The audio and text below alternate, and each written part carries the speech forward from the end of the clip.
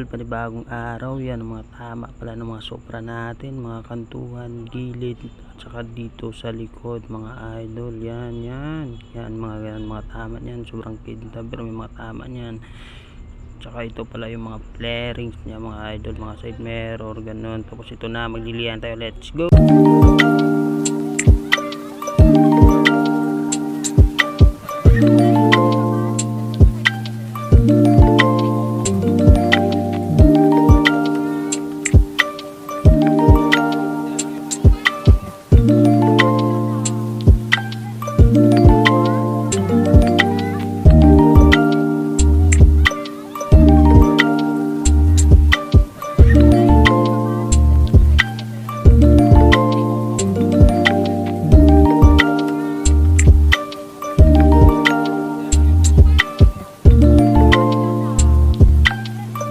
Dito pala sa part na to mga idol, tamang-liya lang tayo dyan kasi magmamasilyo na tayo, kaya ito naabangan nyo, let's go.